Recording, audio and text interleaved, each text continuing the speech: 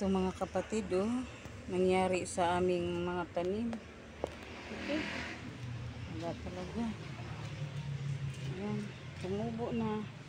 Umukoy-ukoy na yung mga tinanim ko, oh. Ayan, tumubo na, lumusog na, oh. Ayan, lumusog na. Pero magulo pa talaga. Ayan, oh. Punta tayo dun sa kabila.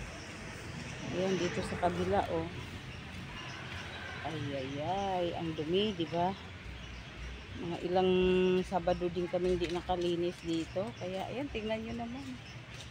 Ay, lako. Oh, paano ba naman yan? Oh. Yan, paano ba naman yan dito, oh?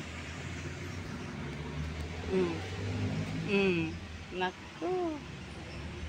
Yan din, si Kuya Doy. Lagyan din ng ano dito. Ito, tingnan nyo naman yan. Diba? Buti yung tinanim ko dyan. O, ayan o, tumubo na. Kaso lang o, tingnan nyo naman, dinaganan naman. Oh, ayan yung tanim ko o. O, namulaklak na. Ayan lang, tingnan nyo naman, binalahura man, oy. Sus nako, kailangan talaga linisan. Ayan mga kapatid, oh, malinis-linis na. Oh, saka ayan, oh, nabuhay na talaga yung tinanim ko dyan, oh. Galing pa yan sa ano, galing pa sa Quezon. Ayan, oh. Ayan, oh, nabuhay na. Ayan, yung iba, tanim naman ako para dumami. At dito, ito gusto ko itong matanggal eh. Papaalam lang muna ako sa nagtanim. Gusto ko palitan.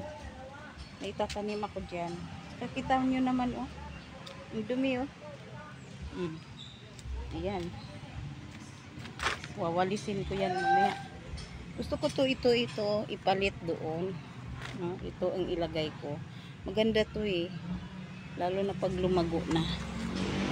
Ayan. Mamaya na lang ulit. Mga kapatid, ha.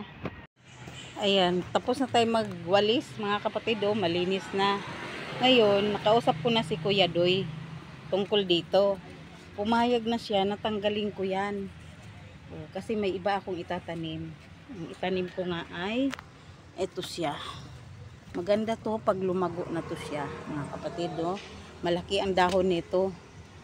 Kaya nako, good luck Inday Mamsi.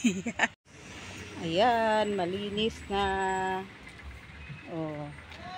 Kanina napakarumi ka masyado yan. Tapos ayan, nagwalis na rin ako. Ayan, yung ibang ano, yung mga seedling nilagay ko rito, ewan ko kung mabuhay yan, yung mga natirang seedling na sa bahay. Kaya ako pumunta dito para isaboy. At meron din akong sinaboy dito. Ayan, oh, maliliit. Oh, ayan na. Naglinis muna ako bago ko sinaboy dyan. At meron pa akong gagawin. Mamaya na. Salamat at na tanggal ko rin yung masukal dyan na ano. Tapos ito ang ipapalit ko dyan. Yan, iurong ko. Ayun po yun, oh, yung puno na yan, oh. Uy, hallelujah. Thank you, Lord. Thank you, Lord. Natapos ayan ko. Po, maganda na siya. Ayan, ayan na yung tinanim ko, oh. Oh, mamaya, doon naman sa kabila. Titignan ko mamaya sa kabila, ha. Ito naman yung kabilang side. Ayusin ko yan. Ayan. Ayan din, tinaniman ko na rin ng, ano bang pangalan nito? Rosal. Para pareho sila doon sa kabila. Katanim na rosal. Saka ito, ayan. Mamaya magtanim ako ng dahlia dyan.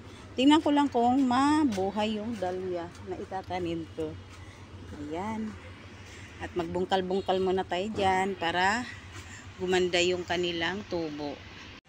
Ayan mga kapatid, napinis na talaga si Inday Mamsi, oh. Ayan. Ayan, malinis na. Hindi ko pa nadiligan kasi sobrang init. Mamayang hapon na lang babalik ako. Ayan, oh.